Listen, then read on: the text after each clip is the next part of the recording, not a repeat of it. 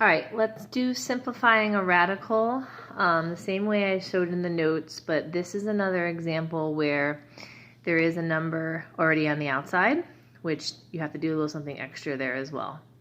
So as we see, radical into square root, but 24 unfortunately doesn't have a perfect square. Now, since you guys are allowed to use calculators, I just want to show you that if you do the square root of 24, oops, this isn't even on. All right, so if I did the square root of 24, okay, I need this to focus, why isn't it? This is what would pop up, decimal. And again, we know we can't put decimals here. So this is what we're gonna have to do. If 24 doesn't have a perfect square, we get to do again what you all love to do, and we're going to factor it out. So let's go through all the factors of 24. 1 times 24 is 24. As I go through all the numbers, I'll talk about the next number, 2, and 24 divided by 2 is 12. It is divisible by 3. The other factor would be 8. And again, as you look at these combinations right here, 1 times 24 is 24, 2 times 12 is 24, 3 times 8 is 24. As this number is increasing, as we go through the lower numbers, we're getting the higher numbers over here off to the right. I'll keep going, and I'll do 4. 24 divided by 4 is 6. Again, now that is my complete factorization of all the numbers of 24. And in that list, we are looking for numbers that have perfect squares. Again, that first page in the notes for 9.1 has a lot of the first perfect squares, so that is something you need to have handy with you. 1 is a perfect square, and 4 is a perfect square. And as I go through this one again, which one are we going to select?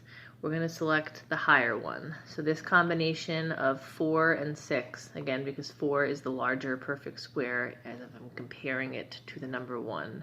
4 times 6 is in fact 24. All right, so what I'm going to write over here is the same question, but again, instead of me writing 24, I'm now going to write it as 4 times 6, because again, that is literally the same exact thing. Let me make that dot a little more something you can see. All right, so here's what we're going to do, just like all the other ones in the notes. 4 has a perfect square, so it has the capability of coming out of the radical. That is the whole point of you trying to simplify. You try to take out as much as possible. 4 does have a perfect square, and the perfect square of it is in fact 2. So here's what I'm going to do. I'm going to scooch that 3 over a bit, and I am in fact going to pull out the 2. And in case, you looked off into the distance for a second, the 2 comes from the perfect square of 4. 4 square root is in fact 2. Now, since there is a number on the outside, and I don't have any of this actually in the page notes, this is why I'm showing you one like this.